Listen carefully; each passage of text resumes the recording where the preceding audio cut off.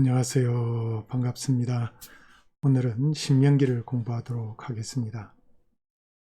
자, 모세오경의 주제의 관점에서 신명기를 보겠습니다. 다시 한번 창세기, 출애굽기, 레위기, 민수기, 신명기 주제를 검토해 보도록 하겠습니다. 창세기는 원시 역사, 하나님의 백성 창조, 출애굽기는 구원과 거룩한 백성의 비전, 레위기는 거룩한 백성의 삶의 규정, 민수기는 거룩한 백성을 향한 광야 훈련을 보았습니다. 오늘 다룰 신명기는 거룩한 백성을 위한 재교육입니다. 특별히 출애굽 2세대들을 향한 재교육을 다루고 있습니다.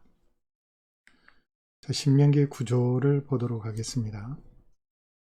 신명기는 크게 네 부분으로 나누어져 있습니다. 1장에서 4장까지는 모세의 첫 번째 설교가 나오고 5장에서 28장까지는 두 번째 설교, 29장에서 30장까지는 세 번째 설교, 31장에서 34장은 모세의 유언이 기록이 되어 있습니다. 자, 1장에서 4장은 모세의 첫 번째 설교를 다루는데 여기서는 지도자들을 임명한 것, 가데스 바네아 실패를 회고하고 또 광야 방황기를 회고하고 헤스본 바산 왕 정복한 것을 다루고 있고 또 요단 동편 정착한 지파를 다루고 있습니다. 그리고 마지막으로 하나님 명령의 전적인 순종을 권면하면서 첫 번째 설교를 마감하고 있습니다. 5장에서 28장까지는 두 번째 설교를 다루고 있는데 십계명이 다시 등장하고 있습니다. 출애굽기 20장에도 나왔는데 신명기 5장에도 십계명이 다시 등장하고 있습니다. 그리고 6장에서 26장까지는 십계명을 다시금 주의하는 내용입니다. 자, 1계명부터 10번째 계명까지 10가지 계명을 다시 주의하는 내용이 6장에서 26장 대부분을 차지하고 있습니다. 뒤에서 보겠습니다만은 이 견해는 카프만의 견해인데 상당히 설득력이 있는 견해입니다. 그 다음에 문서에 관한 규정이 나오고 그리고 축복과 저주에 대한 내용이 27장과 28장에 나옵니다. 신명기 27, 8장에 나오는 축복과 저주는 아브라함 언약의 관점에서 선포하고 있습니다. 자손의 복, 땅의 복, 복의 통로가 되리라는 그와 같은 약속을 하나님께서 아브라함을 통해서 주셨는데 자, 하나님의 말씀을 순종할 때는 이 복이 임하지만은 불순종하게 되면은 이 세 가지에 대한 저주가 임한다고 말씀하고 있습니다. 29장에서 30장은 세 번째 모세의 설교입니다. 모압 땅에서 세우신 언약을 다루고 있고 복받는 길을 제시합니다. 하나님의 명령을 순종하라. 약속의 땅에서 복을 누리게 될 것이라고 약속하고 있습니다. 자, 이 세 가지 설교는 무엇을 향하느냐? 결국 하나님께서 모세를 통해서 이스라엘 백성들을 거룩한 백성으로 만들기 위한 재교육으로 볼 수 있습니다. 자, 31장에서 34장은 모세의 유언이 기록되어 있는데 모세가 후계자를 임명하고 모세의 노래가 나오고 모세의 백성 축복한 내용이 나오고 그리고 마지막으로 모세의 죽음이 기록되어 있습니다. 자, 이 부분은 나중에 첨가된 것으로 봅니다. 자, 모세오경은 모세가 기록했다 하죠. 모세 자신이 죽으면서 기록할 수 없기 때문에 후대에 첨가된 것으로 봅니다. 자, 신명기의 명칭과 저자와 저작을 보겠습니다. 모세오경의 마지막 책이 신명기입니다. 자, 신명기라는 책 이름은 신자는 거듭하다는 뜻이고 명자는 명령하다는 뜻입니다. 그래서 하나님의 명령을 거듭해서 가르친 데서 비롯된 명칭입니다.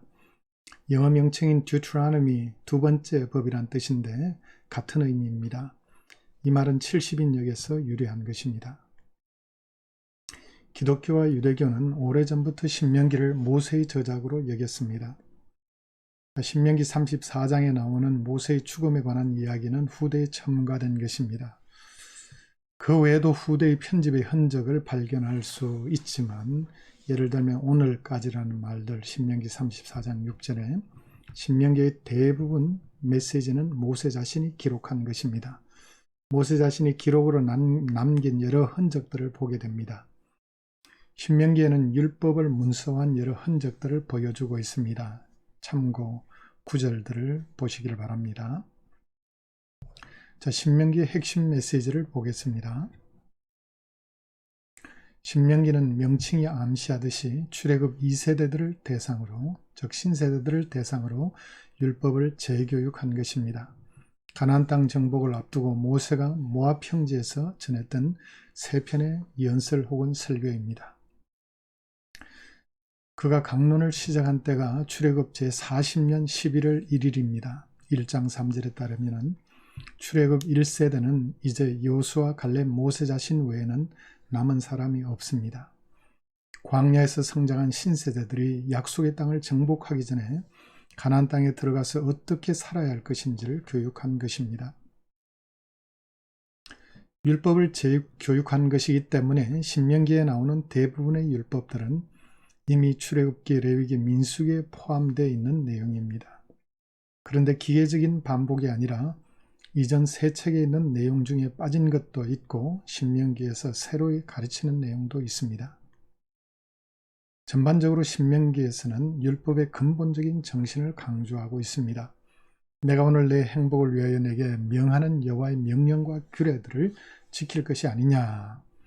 너는 지켜 행하라. 이것이 여러 민족 앞에서 너희의 지혜요 너희의 지식이라. 신명기 10장 13절, 신명기 4장 6절 말씀입니다. 각각.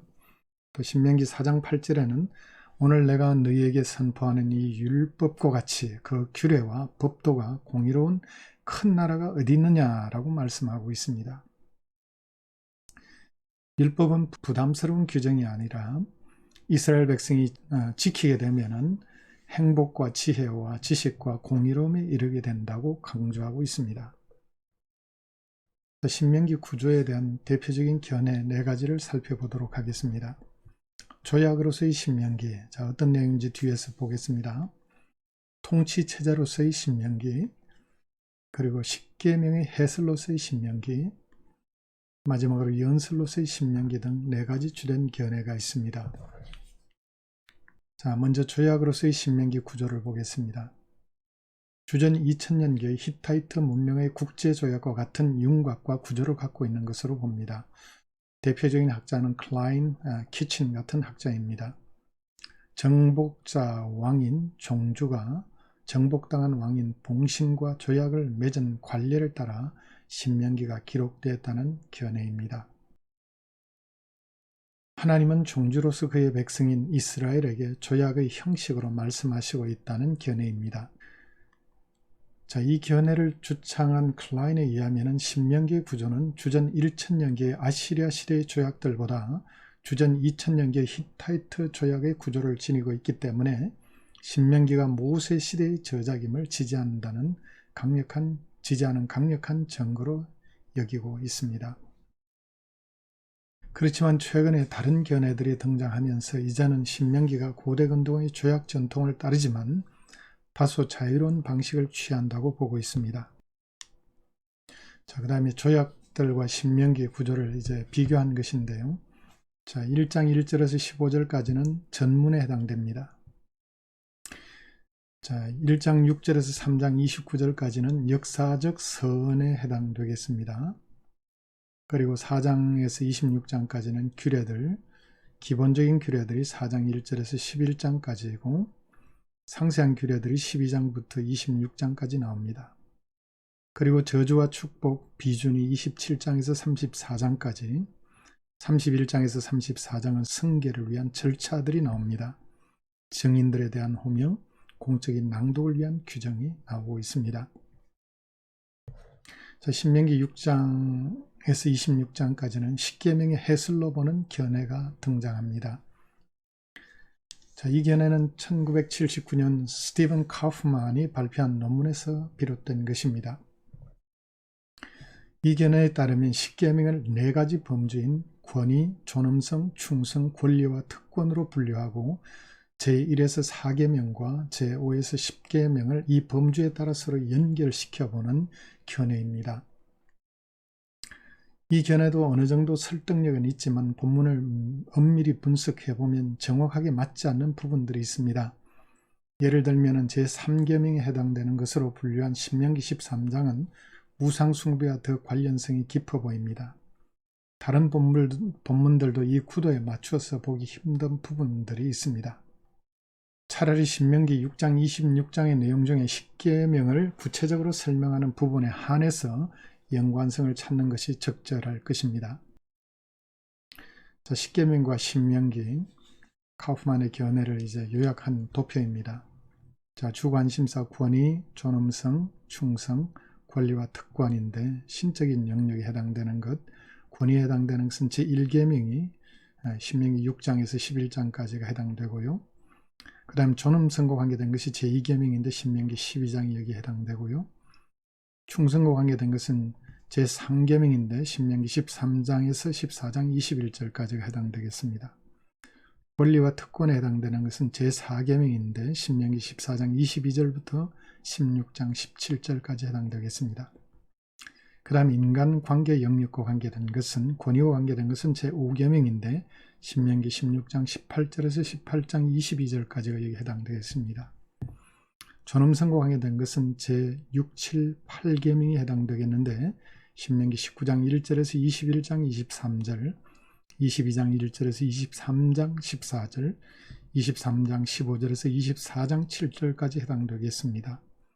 충성과 관계된 것은 제9계명인데 신명기 24장 8절에서 16절에 해당되겠고요. 권리와 특권과 관계된 것은 제10계명인데 신명기 24장 17절에서 26장 15절이 여기에 해당되겠습니다. 자, 모세의 설교의 관점에서 본 신명기입니다. 자, 본 강의자는 1차적으로 모세의 설교의 관점에서 신명기를 접근하고자 합니다. 필요시 앞에서 설명한 두 가지 구조도 조금씩 끌어들여서 설명하려고 합니다. 책에 따라 모세의 설교를 구분하는 방식이 다르지만 대체로 신명기가 세 편의 모세의 설교로 구성된 것으로 봅니다. 앞에 구조에서 본 것이 일반적인 견해입니다. 그리고 전통적인 견해입니다. 자, 모세의 설교의 관점에서 본 신명기입니다. 첫 번째 설교는 1장에서 4장까지이고 과거 여정 회고 및 권면입니다.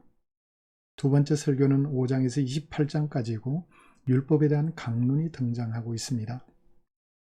세 번째 설교는 29장에서 30장까지인데 언약 갱신과 두 갈래 길입니다.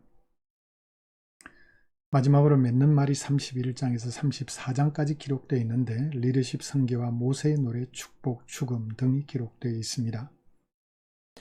모세의 설교의 핵심은 무엇일까요?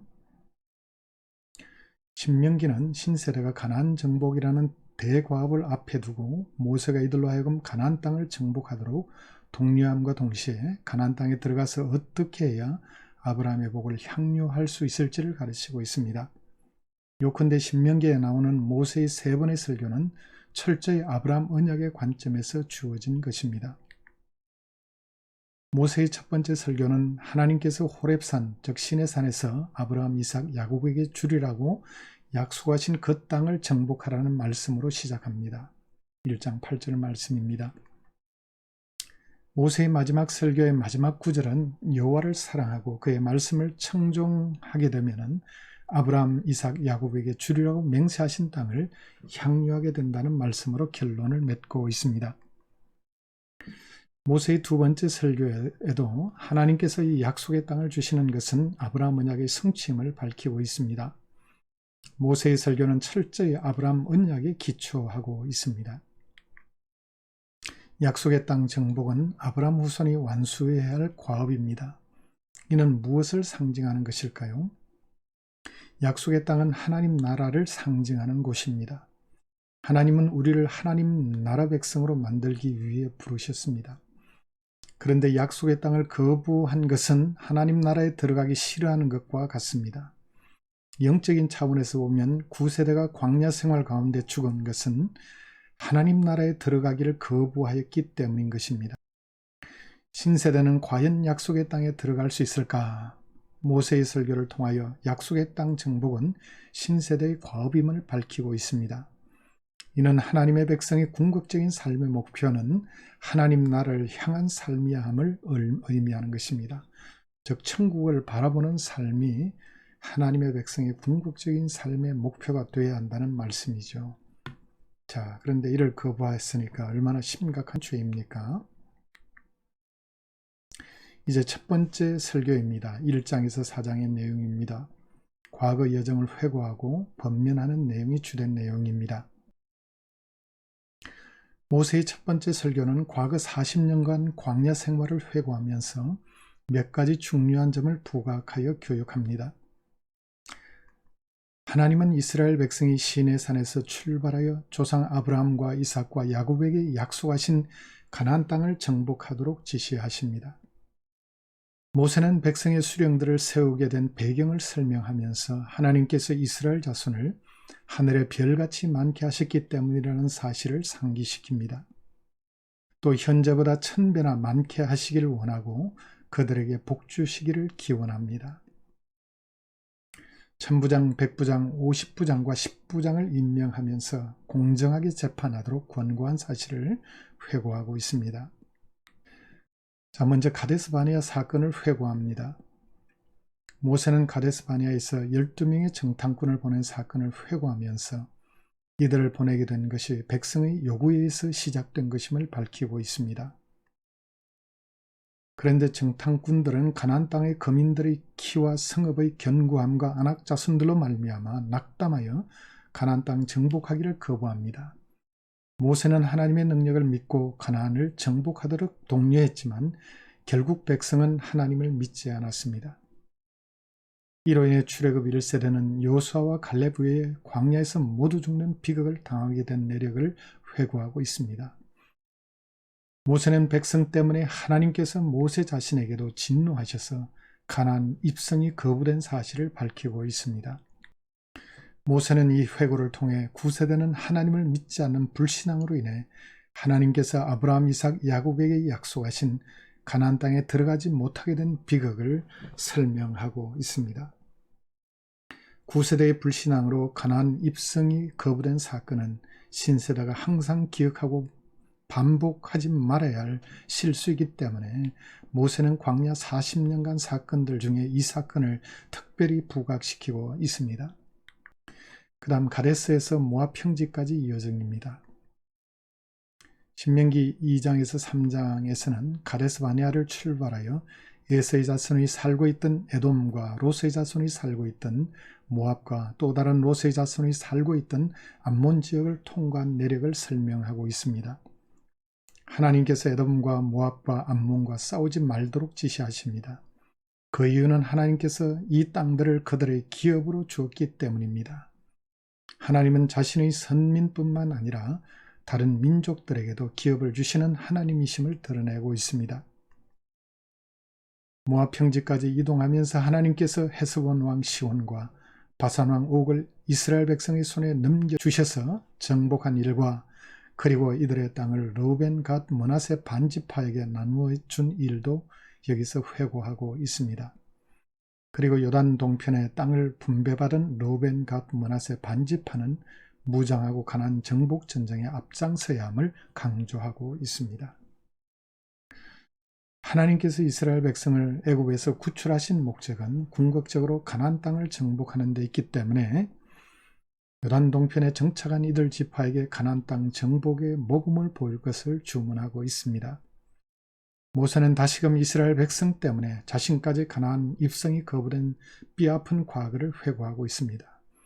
그리고 하나님께서 여호수아를 후계자로 세우라고 명하신 사실을 밝히고 있습니다. 그 다음 율법을 지켜야 할 이유를 설명하고 있습니다.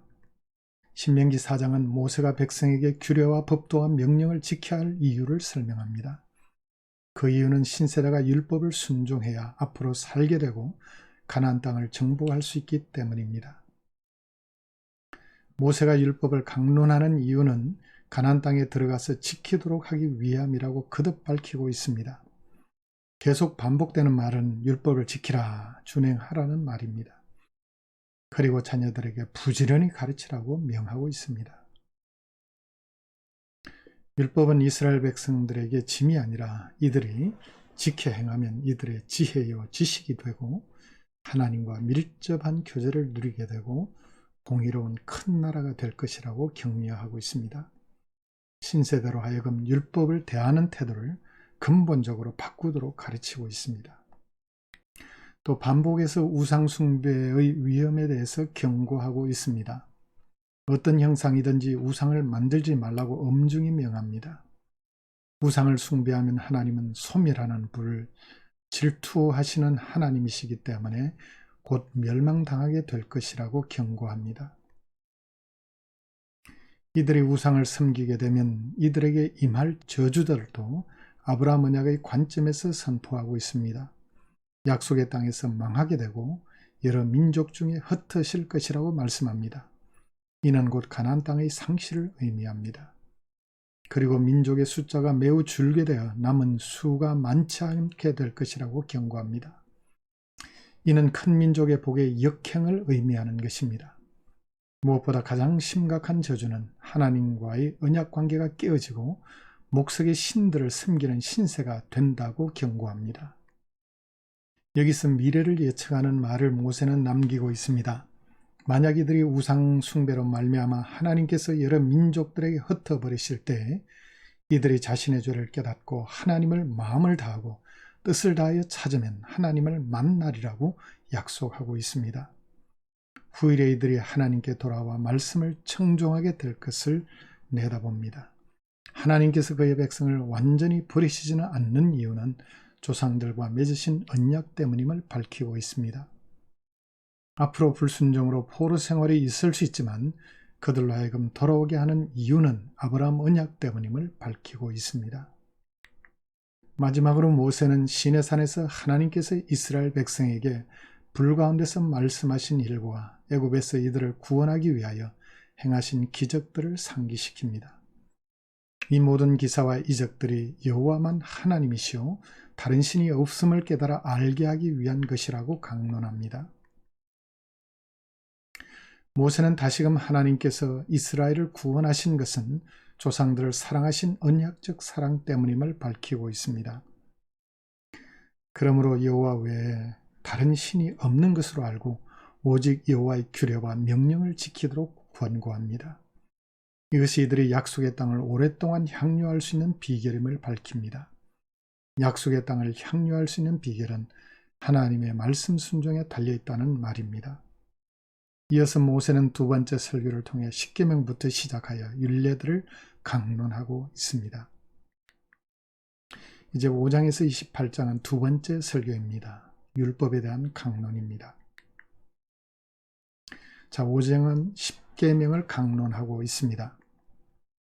십계명은 출애굽기 20장에 기록되어 있습니다. 이미 기록되어 있습니다. 자, 그곳에서는 모세가 시내산에서 십계명을 받은 과정과 내용과 백성의 반응을 주로 다루고 있습니다. 신명기 5장에 나오는 십계명은 출애굽기 20장의 내용과 규정 자체는 일치합니다. 불 가운데 나오는 하나님의 음성을 듣고 두려워 떨었던 백성의 반응도 일치합니다. 그러나 신명기 5장에서는 십계명을 강론한 대상이 신세대이고 이들에게 강론하는 목적이 가나안 땅에 들어가서 계명대로 살아야 한다는 점을 강조한 것에 차이가 있습니다. 신명기는 시내산이라는 용어보다 호렙산이라는 용어를 선호하고 있습니다. 이는 같은 지명입니다. 하나님께서 호렙산에서 십계명을 주면서 언약을 세운 것은 구세대가 아니라 바로 신세대인 오늘 살아있는 우리와 세우신 것이라고 말씀합니다.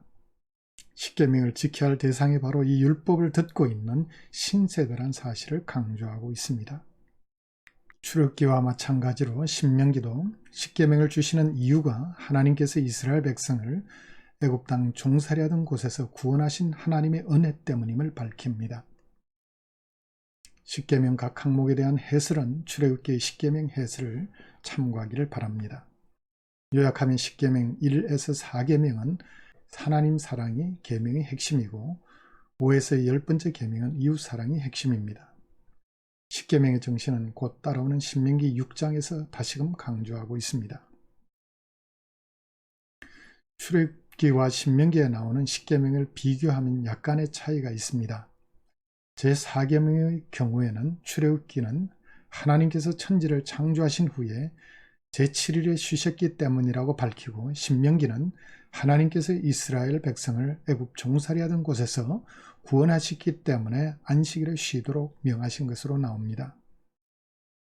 제10계명의 경우에는 내 이웃의 아내와 내 이웃의 집의 순서가 바뀌었고 약간의 내용상의 차이가 있을 뿐입니다.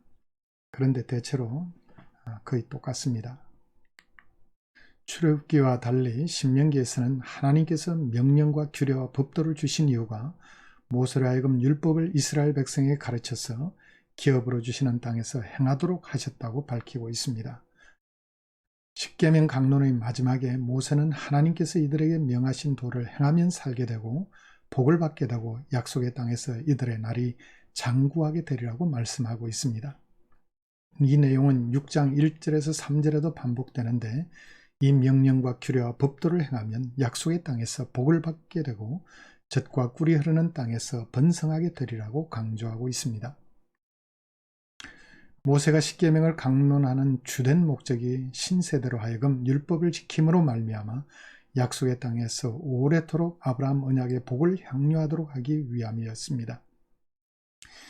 이 약속의 땅 정복도 중요하지만 그곳에서 들어가서 어떻게 하면 자손 만대에 아브라함의 복을 향유할 수 있을지 그 비결을 가르치고 있습니다.